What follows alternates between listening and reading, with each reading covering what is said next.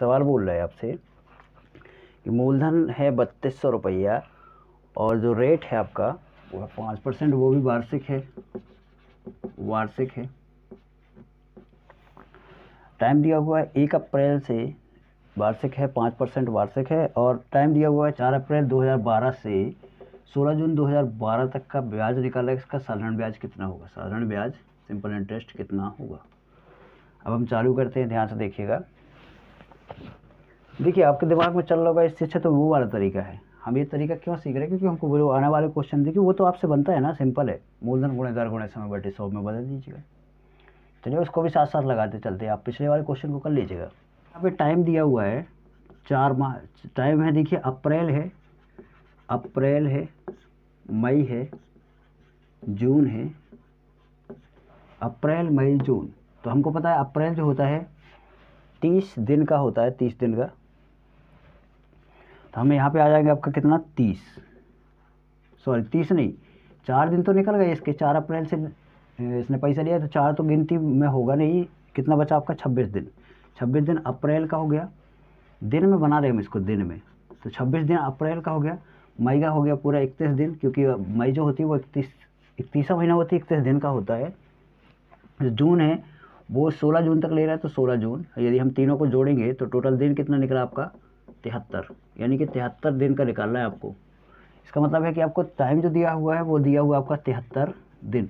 हमको पता है कि 365 दिन बराबर होता है कितना? 365 दिन बराबर होता है 1 वर्ष।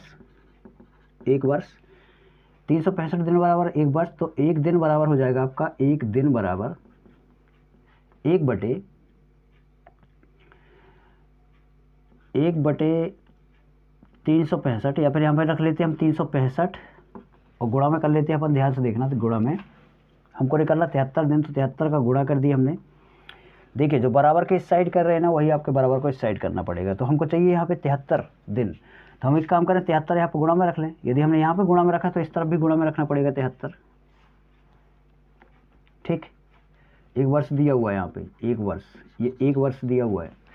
तो यहाँ पे यदि हमने 73 किया तो यहाँ पे 73, यहाँ 365 से भाग देना पड़ेगा, क्योंकि हमको यहाँ ये नहीं चाहिए, तो केवल 73 दिन चाहिए हमको। इसको वर्ष में बनाना है, तो यहाँ पे हमने यदि 365 से भाग दिया तो यहाँ भी देना पड़ेगा 365 से भाग। जैसे हम इसका भाग देंगे कितना निकलेगा आपका? 1/5, यानी कि 73 दिन बराबर निकला आपका। 73 दिन बराबर 1/5 वर्ष। लीजिए आपका पार्ट्स में बदल गया। अब आप मूलधन गुणे दर गुणे समय बटे 100 से लगा दीजिए, जिससे आपकी मर्जी है उससे लगा दीजिए।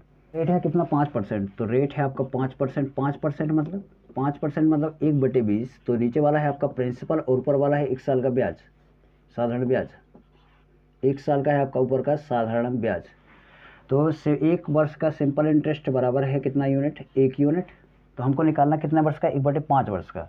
तो यहाँ पे गुणा कर दें 1/5 का, तो 1/5 गुणे 1 वर्ष का सिंपल इंटरेस्ट बराबर हो जाएगा। यदि आपने इस तरफ किया 1/5 का गुणा, तो इस तरफ भी हो जाएगा 1/5 का गुणा। और जैसे ही आप 1 में 1/5 का गुणा करेंगे कितना निकलेगा? 1/5, यानी कि आपका निकल आया 1/5 वर्ष का जो साधारण ब्याज है वो कितना है? 1/5 यूनिट। समझ में आ गया? अब क्या करें हम? अब हमको समझ में नहीं आ रहा क्या करें। ये यूनिट में है, इसको ओरिजिनल कैसे बनाएं? तो देखना 20 यूनिट बराबर प्रिंसिपल, यानी कि 20 यूनिट बराबर हम प्रिंसिपल बराबर काय के हो जाएगा? प्रिंसिपल के, यानी कि 20 यूनिट बराबर है कितना आपका? 3200। तो 1 यूनिट बराबर कितना हो जाएगा आपका? इसको डिवाइड करिए तो ये हो जाएगा आपका 1 यूनिट बराबर 2 एकम 2, 2 छक्का 12, यानी कि 160। 160 निकला। अब 160 निकला, 160 को आप यहाँ पे रख दीजिए, क्योंकि 1 यूनिट का मान निकल चुका है। आप यहाँ पे उठा के रख दीजिए, तो आपको मान निकलेगा 1 यूनिट का मान निकलेगा। 1 यूनिट का मान निकलेगा यहाँ से, ये वाला उठा के यहाँ पे रख दीजिए। तो ये 1 यानी कि 1/5 वर्ष का जो साधारण ब्याज है, सिंपल इंटरेस्ट है, वो कितना निकलेगा आपका? 1/5 वर्ष का SI निकलेगा आपका 1/5 मल्टीप्लाई में हो जाएगा इसके 160। कितना हुआ ये? 160। 5 से डिवाइड करिए, 5 3 15, ठीक है, 5 3 15 और 5 दूनी 10, यानी कि 32 आ गया आपका। मूलधन गुणे दर गुणे समय बटे 100 से। तो सिंपल इंटरेस्ट बराबर पहले मूलधन आएगा। मूलधन कितना आपका? 3200, सिंपल है 3200, मल्टीप्लाई दर कितना है? मूलधन गुणे समय कितना है? 1/5। तो हमने लिखा 1/5 समय कितना है, सॉरी दर कितनी है इसकी 5, और ये हो गया आपका 100। 5 से 5 कैंसिल, 2 जीरो से 2 जीरो कैंसिल, कितना बचा आपका सिंपल इंटरेस्ट बराबर निकला आपका 32। आपको लग रहा है ये तो खिलवाड़ है, इससे लगाइए ना, ये क्या कर रहे फालतू की खिचड़ी। अरे हम लंबे लंबे सवालों को हल करने का एक तरीका सीख रहे हैं, हमको वेस्ट पता चल गया ना, तो फिर लंबे लंबे सवाल आपको बहुत सरल पड़ेंगे। आप देखते तो जाइए, बहुत बराबर है 8%, टाइम बराबर है 3 वर्ष, और अमाउंट बराबर है 6,944, और प्रिंसिपल आपको यहाँ पे दिया हुआ है। प्रिंसिपल आपको सॉरी ज्ञात करना है यहाँ पे 6,944 है आपका, 6,944 प्रिंसिपल आपको इसका निकालना है। तो कैसे निकालें, ध्यान से देखना आप। अब देखिए, यदि आपने पुराने तरीक़ों को अपनाया तब तो लंबा पड़ेगा, फिर आप परेशान हो जाएंगे।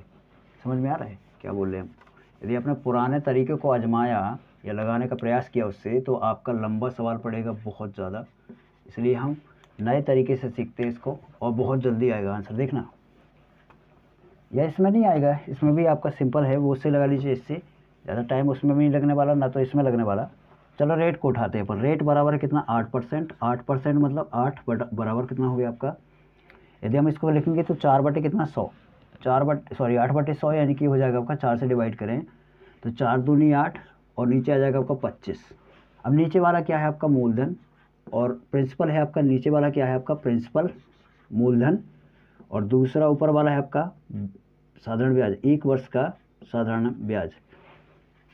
देखिए रेट है ये, टाइम दिया हुआ, अमाउंट यानी कि मिश्र धन दिया हुआ है, ये अमाउंट यानी होता है मिश्र धन। तो गौर से देखिएगा, यदि मेरे को मिश्र धन निकालना तो मैं क्या करूं, तो मैं एक काम करूं, 3 साल की ब्याज निकाल लूं और मूलधन में जोड़ दूं। तो 1 साल की है 2, तो 3 साल की निकालनी है हमको, 3 से मल्टीप्लाई करना है, क्योंकि हमको 3 साल का ब्याज निकाल के, अमाउंट निकाल के मूलधन में जोड़ देना इसको।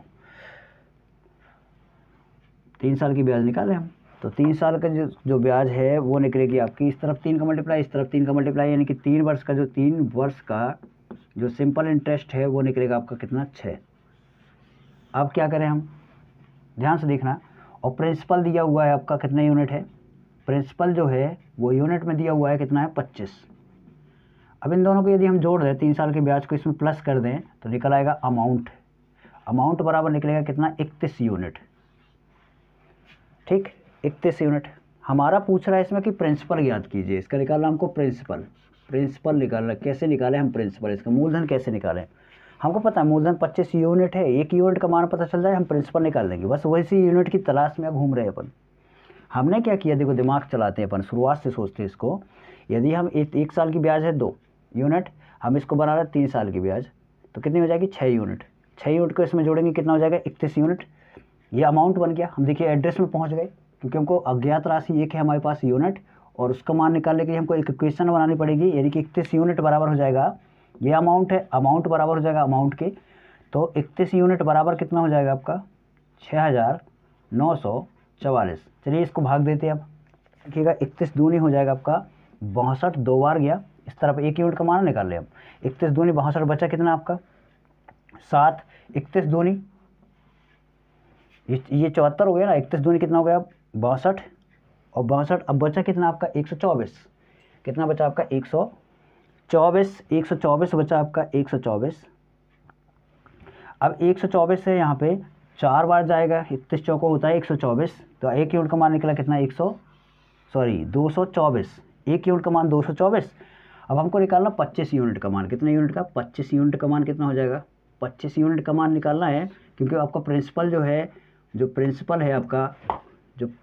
है वो है आपका 25 यूनिट।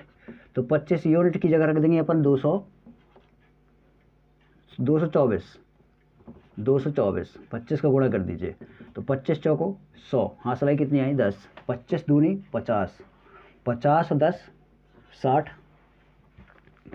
6 आई हाँ सलाई, 25 दूनी 50 और 6 56, यानी कि आपका निकला है प्रिंसिपल कितना 5,600। ये आपका आंसर हो गया। सिंपल था ना, देखिए इस तरीके से सिंपल था, आप उस तरीके से लगा लीजिएगा, वो आपसे बनता